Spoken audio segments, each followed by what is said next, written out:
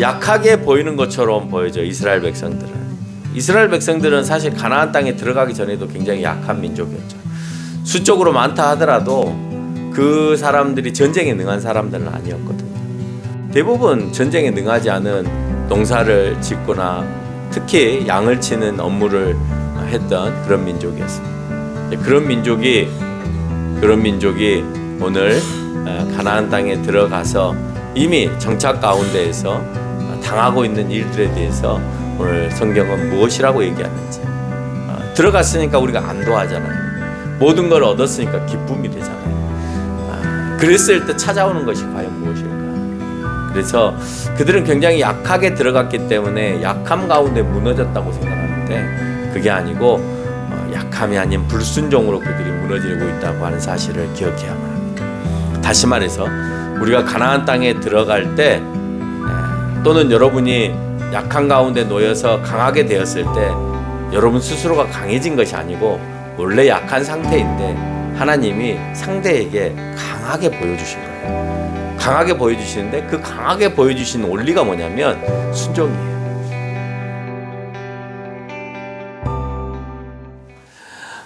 오늘 사사기를 한 번 더 하려고 합니다. 사사기서를 한 번 더 하는데 오늘 제목을 이렇게 붙여봤어요. 약함이 아닌 불순종. 한번 따라서 해볼까요? 약함이 아닌 불순종. 다시 한번 합니다. 약함이 아닌 불순종. 네. 하나님은 사람을 사용하십니다. 그렇죠? 오늘 또 하나님은 사람을 사용하시죠? 사람 사용하지 않으시고 하나님이 떡하니 나타나서 모든 일을 다 치르고 가시나요? 그 모든 일을 할 때 사람을 통해서 한다라는 것을 여러분이 잘 아실 겁니다. 성경 속의 인물들 중에는 대단한 지도자들도 많지만 다들 그 대단한 지도자들의 이면에 보면 결점들이 있다라고 하는 걸 볼 수 있어요. 여러분 모세 아주 유능하죠. 모세 대단해 보이죠. 근데 모세에게는 결점이 없었나요? 모세에게는 결점이 없었어요? 있었죠. 하나님이 하시겠다고 하는 것이 자기는 안 하겠다라고 함으로 인해서 결국 가나안 땅에 들어가지 못하는 그런 일들을 당하게 되어지고 또 애굽의 백성을 죽이는 그런 일을 해서 도피 생활을 해야 되는 그런 상황에 있었던 그런 결점의 사람이기도 했습니다. 여기서 우리는 평생 완전한 사람이 없다라고 하는 것을 읽어낼 수가 있습니다. 아무리 모세라 하더라도, 아무리 아브라함이라 하더라도, 아무리 다윗이라 하더라도 평생 자기 삶에 있어서 완전한 사람은 없구나. 부분적인 실수는 하게 되구나. 하나님 앞에 그런 모습들이 있구나. 라는 것을 우리가 알게 됩니다. 자, 그러면 많은 사람들이 그럴 거예요. 그런 사람들도 결점이 있이 평생을 살았는데 그럼 우리도 결점이 있이 살 수 있겠네? 라고 악한 것을 취하려고 하는 잘못된 생각이 있다면 그 생각 자체가 하나님께서 원하지 않은 생각이시겠죠. 그렇다 하더라도 나는 그 결점 가운데 똑같이 행하지 않아야 되겠다라는 생각을 해야 성경을 통해서 내가 바로 사는 삶이 되어지는 것입니다. 많은 사람들이 봐라, 훌륭한 사람들도 결점이 있지 않냐? 그러니까 나도 좀 있을 수 있지? 라고 자기의 합리화 속에서 살아간다면 그건 하나님을 능멸하는 그런 삶의 모습이다라는 거예요. 그래서 하나님께서는 오늘 우리에게 말씀에 순종하는 의로운 사람이 되기를 원합니다.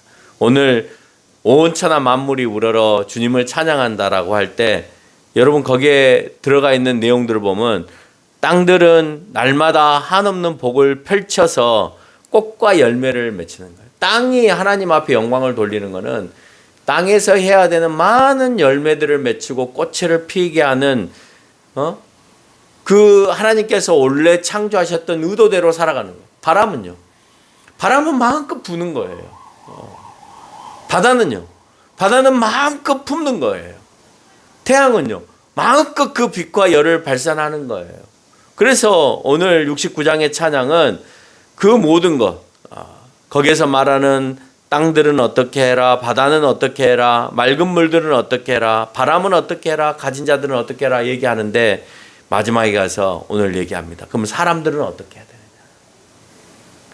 사람들은 하나님이 창조하시고 창조하신 원리대로 그러면 어떻게 하는 것이 하나님께 영광을 돌리는 거냐? 그건요 하나님의 형상대로 살아가는 거예요. 그러면 하나님의 형상대로 살아간다라고 하는 것은 뭐냐? 오늘 찬송가에서는 뭐라고 얘기하고 있어요? 선을 바라는 거라고 했어요. 선을 바라는 것. 너희들은 선을 바라라. 다른 말로 표현하면 오늘 하나님께서는 순종하여서 앞에서 제가 얘기한 것처럼 의로운 사람이 되기를 원해요. 결점을 드러내는 사람이 되기를 원하는 게 아니라 의로운 사람이 되어지는 것이 이 땅에 여러분이 만들어지는 이유예요. 그래서 의롭지 못한 우리를 예수님이 의롭게 하셔서 이제는 의로운 사람으로서 계속해서 성화되어져서 살아가는 것이 하나님께서 여러분에게 원하시는 삶이라고. 땅에게 원하는 게 있고 바다에게 하나님께서 영광 받으실 게 있고 태양을 통해서 받으실 영광이 있어요. 각기 자기의 하나님께서 만들어낸 의도대로 살아가야 되는데 오늘 인간에게 의도되어지는 것은 의롭게 살아가는 것이다. 그 의로움은 하나님의 말씀에 순종하며 살아가는 것이 바로 의로움의 삶이다라고 하는 거예요. 이스라엘의 통치자는 하나님이시지만 오늘 사사라는 사람을 세워서 사용합니다. 앞서 얘기한 것처럼 하나님은 사람을 세워요. 오늘 사사라고 하는 사람을 세웁니다. 사사기에 등장하는 사사는 온니엘에부터 시작해서 삼손에 이르기까지 총 12명의 사사를 세웁니다. 사실상 왕이 시작되어지기 전까지가 사사시대였으니까 사울 왕이 세워지기 전인 엘리와 사무엘도 사사로 들어갑니다. 그래서 거기까지를 표현하면 총 14명의 사사가 되어지는 겁니다. 성경에 등장하는 사사는 그래요.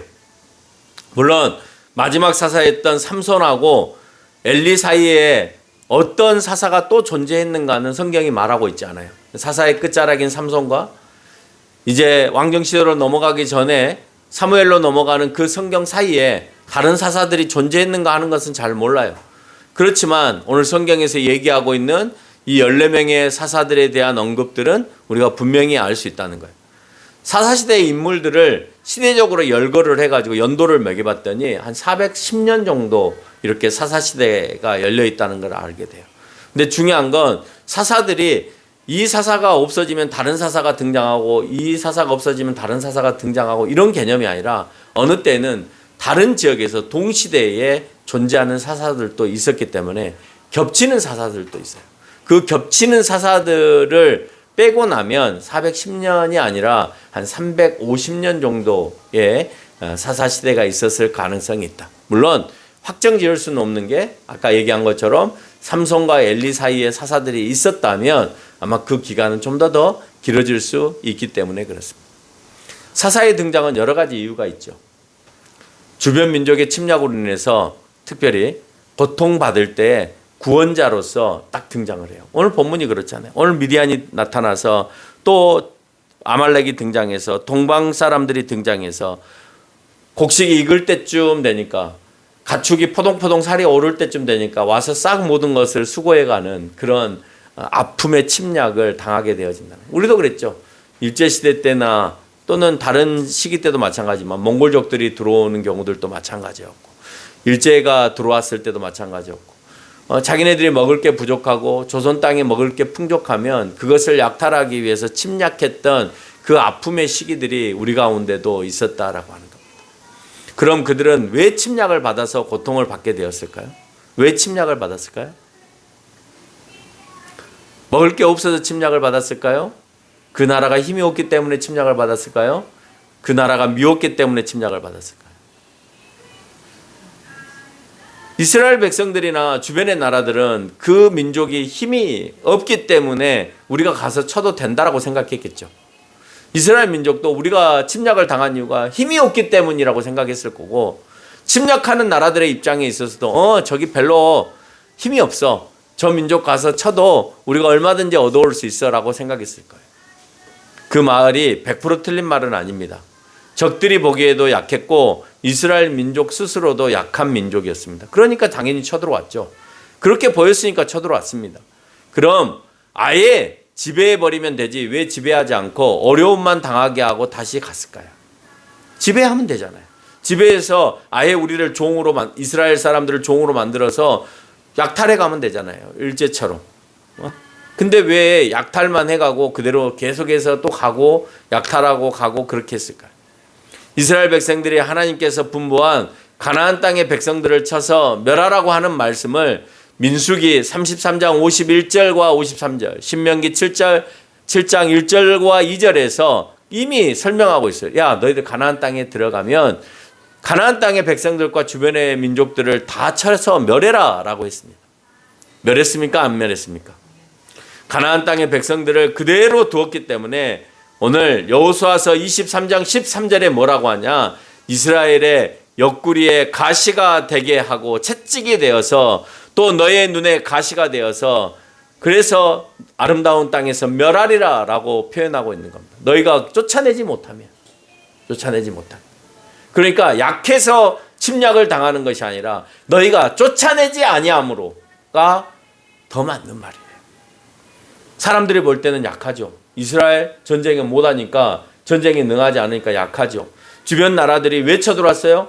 약하게 보이니까 쳐들어왔죠. 맞는 말이에요. 그런데 오늘 성경은 또 다른 답을 주고 있어요. 너희가 그 민족을 내쫓지 아니하여서 너희의 올무가 되고 옆구리에 채찍이 되고 가시가 되고 그래서 아름다운 땅에서 멸하리라라고 하는 그 말씀을 기억했어야 되는 거예요. 내가 멍청하고 내가 재능이 없고 내가 물질이 없고 사실이죠. 그러나 하나님께서 나에게 능력을 주시고 힘을 주시고 또 내가 가지고 있는 것들을 10분 더 발휘하게 하신다면 그러면 얼마든지 사람들이 보기에 무능하게 보이지 않고 없어 보이지 않고 비굴하게 보이지 않게끔 하나님은 우리를 만들어 가신다라고. 어느 때는 약하게 보이셨죠. 우리가 자라나는 과정 속에 완벽하게 모든 게 다 준비되어서 어린아이의 시절을 지냈던 사람이 누가 있습니까? 어린아이의 시절 저 산골에서 살고 저 판잣집에서 살고 다 어렵게 살면서 시작되어지는 사람들이었잖아요. 과거의 사람들. 여러분의 어렸을 때의 모습들도 별 볼 일 없는 아주 나약한 한 아이의 모습이었잖아요. 그런데 그 모습들을 하나님을 통하여서 강하게 이끌고 가고 계시다라고 하는 것을 여러분이 느끼시냐라고 하는 겁니다.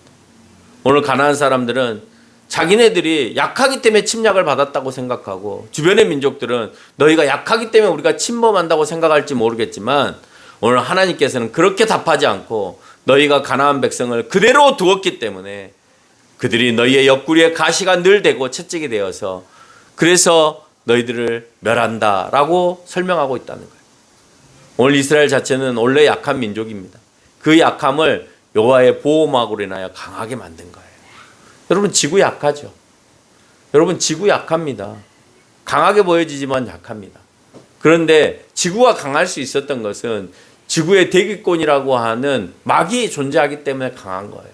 그 막이 해체되어지면 우리는 수많은 유성들로 인하여서 또는 암석들로 인해서 우주에 떠돌아다니는 그 암석들이 그 대기권을 들어올 때 박살나지 않고 그대로 통째로 들어와서 어딘가를 덮치게 된다면 아마 그래서 몇 방 그렇게 맞는다면 한 수 킬로짜리의 암석을 지구가 그대로 받아낸다면 그러면 아마 지구는 두 동강, 세 동강 이렇게 나서 또다시 우주 공간에 떠돌아다니는 운석으로 자리 잡아서 그 운석은 또 다른 별들을 때리러 돌아다니게 되어질 거라는 것.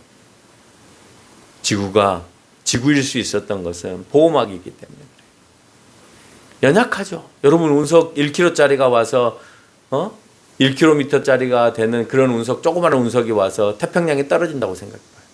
여러분 태평양 인근의 모든 나라들은 해일로 인해서 거의 다 침수당합니다. 그리고 그 엄청난 속도로 내려오는 그 충격파에 여러분 거의 이번에 지진, 일본에서 지진이 일어났잖아요. 지진이 일어날 때 어떤 일이 벌어지나요?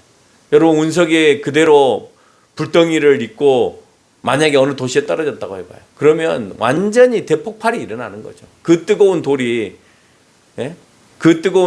엄청난 속도로 내려오는 그 뜨거운 돌이 부딪힌다고 생각해봐요. 모든 도시는 도시가스로 연결이 되어서 일단 불 붙었다 하면 모든 도시 자체가 폭발이죠. 여러분 도시가스 안 쓰는 집이 어디 있어요? 여러분 그런 곳에 한 1kg짜리 돌이 하나 떨어졌다고 합시다. 그 도시에. 여러분 그거는 핵포탄보다도 더 엄청난 위력을 갖고 있는 겁니다.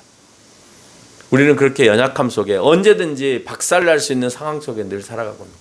여러분 늘 하늘을 쳐다보면 옛날 시골의 하늘을 쳐다보면 유성이 막 떨어지잖아요.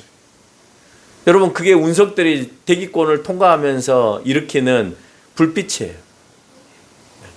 그 운석들이 매일같이 수십 개 수백 개씩 떨어지는 거예요. 여러분 그 막이 없으면 대기권이라는 막이 없으면 그 돌을 통째로 우리 지구가 받아야 되는 거예요.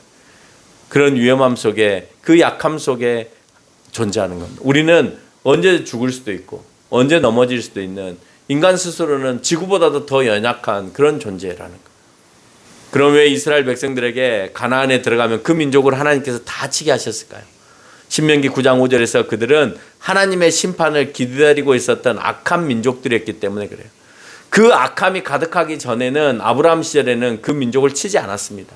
아직 악이 관영하지 아니함으로 치지 않는다고 얘기합니다. 그러면 왜 이제 모세를 통하여서 가나안 땅에 가서 치게 했느냐? 내가 가서 그 땅을 차지함은 내 공의로 말미암도 아니요 내 마음이 정직함으로 말미암도 아니요 이 민족들이 악함으로 말미암아 내 하나님 여호와께서 그들을 내 앞에서 쫓아내심이라 그랬습니다. 악이 관영하여서 도저히 역겨워서 내가 봐줄 수 없어서 그 가나안 땅의 사람들을 내가 쫓아내야 되겠다. 그래서 그 맹세한 그 땅으로 이제는 가라 라고 신명기 9장 5절에서 얘기하고 있습니다.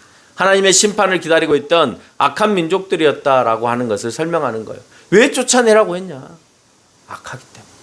우리가 생각할 때는 그 하나님의 뜻을 모르면 왜 이스라엘 백성들은 가만히 잘 살고 있는 민족들을 내쫓고 죽이라고 해? 하나님은 참 악한 하나님이야. 불의의 하나님이야. 라고 그렇게 말할 수 있어요.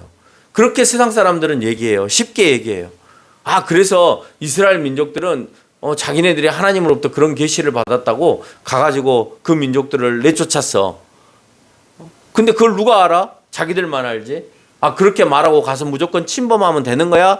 라고 생각할 수 있을지 모르겠지만 하나님은 분명히 이스라엘 민족들을 향하여서 그 민족의 악히 관영함으로 인해서 몰아내라고 하셨다라고 하는 거예요.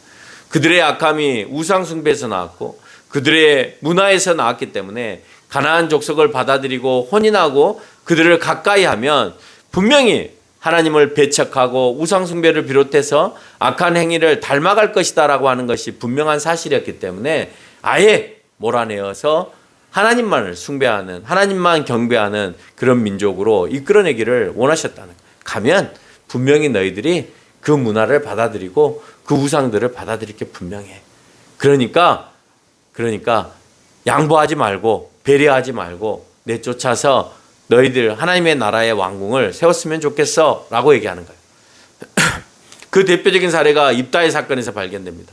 입다는 암몬 자손과 전쟁을 치르러 나가기 전에 그 전쟁에서 승리하게 하면 그래서 그때 승리하여서 돌아올 때 자신을 처음으로 맞이하는 사람을 제물로 드리겠다고 약속하는데 그 제물로 드리겠다라고 하는 사람을 제물로 드리겠다고 하는 인신 제사 자체가 바로 이방 문화의 제사 의식에서 가져온 거예요. 벌써 배웠잖아요. 사산대도 하나님에게서 원하시는 방법의 제사를 드리는 것이 아니라 이방 문화 속에서 자기 신에게 가장 값지다고 생각하는 인간을 잡아서 죽이는 행위, 이 행위를 입다라고 하는 사사가 하고 있다라고 하는 겁니다. 그래서 오니엘 시대 때는 메소포타미아 압제가 시작되었는데 왜 압제가 시작되었냐? 바알과 아스타롯을 섬기고 여호와를 잊어버렸기 때문이라고 사사기 21장에서 설명하고 있고 에훗도 여호와 앞에 악을 행함으로 라고 얘기하면서 사사기 3장 12절에서 설명합니다. 기드온도 이스라엘이 바알을 섬김으로 라고 사사기 8장 27절에서 설명하고 있고 입다 역시 바알과 여호와 목전에서 악을 행하고 아스타롯을 섬겼다라고 설명하고 있습니다. 여러 나라의 신들을 섬긴 혼합 종교의 모습이 입다에 승리하고 돌아올 때 사람을 바치겠다고 하는 인신제사의 모습에서 드러난다고 얘기했습니다. 고대 군동뿐만 아니라 모든 나라의 인신제사는 고대 사회 가운데에서 신께 드리는 가장 귀한 제물로 그렇게 통합니다. 그래서 우리나라도 전에도 얘기했지만 사람을 바치는 행위를 묘사하는 그래서 그 귀신을 달래는 일을 하기 위해서 심청전이라는 그런 동화를 만들어서 그런 소설을 만들어서 인당수에 빠지는 인신제사의 모습을 우리나라 속에서도 발견하게 되어진다는 거예요. 어느 나라든지 다 있었다는 거예요. 삼손 시대의 이스라엘의 전반적인 타락상을 삼손의 모습을 통해서도 보여주고, 삼손은 사사의 신분을 망각하고 이방 여인과 타락한 생활을 영위하면서 하나님께서 이방 여인과 함께하지 말라는 말을 당당히 하나님 앞에서 그 목전 앞에서 악을 행하고 있는 것을 우리는 볼 수가 있습니다. 엘리 시대 때 영적 지도자의 집안의 부패상을 보여주면서 사무엘상 2장 12절을 통해서 엘리의 아들들은 불량자라 여호와를 알지 아니하였더라 라고 표현하면서 제사장의 가문에 그 제사장이 되어야 될 그 아들들의 모습 속에서는 어디에도 여호와를 발견할 수 없는, 그 재물을 강탈하고 그 재물에 욕심을 내는 그런 아들들이었음을 보여주고 있다는 거예요. 이것 때문에 메소포타미아 민족들, 모압, 암몬, 블레셋, 미디안, 아말렉, 이들이 계속해서 이스라엘 백성들을 괴롭히게 됩니다. 그들이 사모한 그 사람들과 우상의 문화를 품고 그 민족들의 여인들을 취하여서 가나안 민족들을 그들을 품어서 그들과 더불어 잘 살기를 원하였지만, 도리어 그들은 전쟁의 화살을 가지고 그들의 허점을 공격하는 일들로 이루면서 계속해서 침략받아 경제적인 위기를 맞이하게 되었다라는 것을 우리는 알게 됩니다. 오늘 본문은 위기를 잘 설명하고 미디안과 아말렉과 동방 사람들이 치러 왔다라고 얘기하고 있습니다. 다른 말로 하면 풍요로우면 침략할 이유가 없다는 말이 되기도 합니다. 여러분, 그들의 위기가 언제 왔어요? 여러분, 농사를 잘 지어서 풍년이 됐을 때 쳐들어왔죠. 오늘도 보니까 곡식이 일어났고 타작 마당에 막 먹을 것이 소산이 넘쳐날 때 그들이 침략해 들어옵니다. 풍요로움 가운데도 침략해 들어오는 것을 우리가 볼 수 있죠. 그 풍요로움이 누구의 손에서 이루어지고 있냐라고 하는 거예요. 여호와 하나님이 풍요롭게 하시면 싸움이 일어나지 않을 수도 있습니다. 모든 민족에게 풍요롭게 하나님이 만들어 놓으시면 여러분 전쟁 안 일어나겠죠. 근데 자기네들은 궁핍하고 가나안 땅에 이스라엘 민족들은 오늘 풍년이 들었다더라. 그러면 그 약탈에서 와야 되잖아요. 그러니까 하나님께서 오늘 이스라엘을 괴롭히게 하려면 암몬이든 모압이든 블레셋이든 미디안이든 아말렉이든 그 민족들을 궁핍하게 만들어버리면 되는 거예요. 궁핍하게 만들면 넉넉하게 만든 이스라엘 백성들을 치러 올 거 아닙니까? 여호와는 그럴 수 있는 분이셔요. 이사야서 42장 5절의 말씀에 보면 하늘을 창조하고 펴시고 땅과 그 소산을 내시는 이가 누구냐고 묻습니다. 그 땅 위의 백성들에게 호흡을 주시고 땅에 행하는 자들에게 영을 주시는 이가 누구냐고 묻는 거예요. 그 땅에서 소산을 누가 내게 하였느냐라고 오늘 하나님께서는 묻고 계시는 거예요. 하나님께서 다른 나라의 다른 민족들의 소산을 멸하시고 이스라엘만 부유하게 만들면 주변의 민족들이 자 이스라엘에 가서 그 소산을 뺏어오자라가 될 거 아닙니까? 하나님은 그런 방법을 통하여서 그들에게 약탈하게 하시고 하나님의 말씀에 그 순종하지 않음에 대한 그 심판의 모습을 그렇게 하나님께서는 얼마든지 자연을 통하여서도 일하게 하신다는 것을 우리는 알 수가 있습니다. 가나안과 주변 민족들을 가시로 만든 이유가 단 하나, 사사기 6장 10절에서 아모리 사람들의 신들을 두려워하고 여호와의 목소리를 듣지 않았기 때문이다라고 얘기하고 있습니다. 그것 때문에 그 민족을 내쫓아라 라고 얘기했는데 결국은 그 신들의 소리를 들으면서 그 악한 우상 숭배를 행함으로 인해서 여호와의 목소리를 듣지 않았기 때문에 그 민족들이 너희들을 치게 되었다라고 얘기하는 겁니다. 그런데 이들은 자신들의 힘이 약했기 때문이라는 왜곡된 생각을 해서 매번 심심하면 등장하는 문장이 있습니다. 그 문장이 뭐냐? 사사기 17장 6절, 18장 1절, 19장 1절, 21장 25절에서 사사기에 매번 등장하는 이스라엘이 왕이 없으므로, 이스라엘이 왕이 없으므로, 이스라엘이 왕이 없으므로. 그 말을 왜 하냐고요? 우리나라가 약함으로 우리나라를 군사적으로 강하게 해줄 왕이 없으므로라고 착각하고 있는 거예요.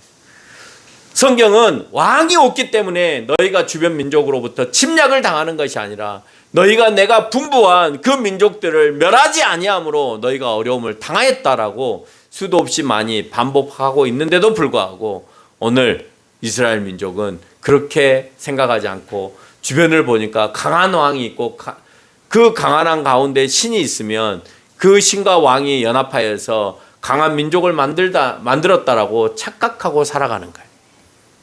그래서 어느 때든지 간에 왕은 신들에게, 자기가 믿고 있는 신들에게 제사를 지내고, 그래서 자기네들이 전쟁에서 승리하면 그 신이 자기들을 이기게 했다라고 착각하면서 살아가게 되는 거예요. 오직 그 하나님과 더불어서 그 하나님 앞에 제사를 지낼 때에 승리하게 하는 것은 오직 하나님밖에 없었어요. 근데 그 하나님이 바뀌는 거죠. 과거부터 제사를 지냈고 하나님 앞에 아담 때부터 가인 때부터 제사를 지냈던 그 모습 가운데 그 신이 왜곡된 모습으로 계속해서 시간이 흐르면서 바뀌어간 거예요. 그래서 그 민족들이 분산되어졌을 때 그 민족들은 각기 자기네들이 원하는 신들을 만들어 놓고 자기네들이 원하는 풍성한 신, 소가 우리를 풍성하게 했으면 소의 신을 만들어 놓고, 태양이 우리를 풍성하게 했다고 생각하면 태양신을 만들어 놓고, 여인들을 통해서 풍성하다라는 이미지를 갖고 있으면 여인들의 신들을 만들어 놓고, 그렇게 해서 풍성함을 표현하면서 하나님을 잊어버리는 그런 사람들이 되어졌다라고 하는 겁니다. 그들에게 하나님이 왕이셨습니다. 그들의 왕이 필요했던 것이 아니라 하나님을 왕으로 인정하고 살았으면 그 보호막을 통하여서 그들은 안전할 수 있었습니다. 그런데 그들은 하나님을 왕으로 섬기지 않았습니다. 그래서 실제 지배자인 왕이 없다라고 표현하는 겁니다. 따지고 보면 앞서 말한 왕이 없음으로는 인간 왕이 없다는 말이 맞지만 다른 말로 하나님을 왕으로 인정하지 않았다는 표현이기 때문에 매우 씁쓸한 표현이기도 합니다. 여러분, 공식적인 왕이 없는데도 불구하고 공식적인 땅이 넓지 않은데도 불구하고 제일 많은 백성을 이끌고 가고 있는 수장이 있습니다. 그게 교황입니다. 교황은 바티칸 시티라고 하는 조그마한 도시 하나만 가지고 있습니다. 그런데 전 세계에 자기를 추종하고 있는 인구는 세계 최고입니다. 13억의 가톨릭 신자들을 거느리고 있습니다. 그래서 교황을 세상의 국가의 원수들도 함부로 대하지 않습니다. 그래서 어느 나라를 가든지 간에 국가 원수급으로 대우해주고 예우해줍니다. 그 보이지 않는 힘이 몹시 강하기 때문에 그렇습니다. 여러분, 하나님의 통치가 그렇습니다. 꼭 어느 땅을 지배하고 이끌어야만 왕이 되는 것이 아니라 보이지 않는 그 영역을 하나님께서 지배하고 있는, 그걸 가상적으로 교황이 보여주고 있는 겁니다. 그 방법이 좋다 나쁘다를 표현하는 것이 아니라 하나님의 영역은 그 영역이 끝이 없는 거예요. 가나안 땅으로 한정되지 않은 거예요. 그러나 선택한 백성이라고 하는 그 백성의 이미지는 반드시 갖고 계십니다. 그 백성을 이끌어내시는데 보이지 않는 하나님의 힘과 손이 우리에게 영향을 미칠 때에 모든 창조를 이끌어내신 하나님께서 능히 하지 못할 것이 무엇이 있겠냐라고 하는 것을 우리가 기억하며 살아가는 거예요. 하나님을 왕으로 인정하지 않고 극단적인 불순종을 보였던 삼손과 또 엘리의 아들들의 모습들로 사사시대를 마감하고 있다라고 하는 것을 볼 수 있습니다. 근데 그 가운데 하나님께 합당한 인물 한 사람이 등장합니다. 한나였습니다.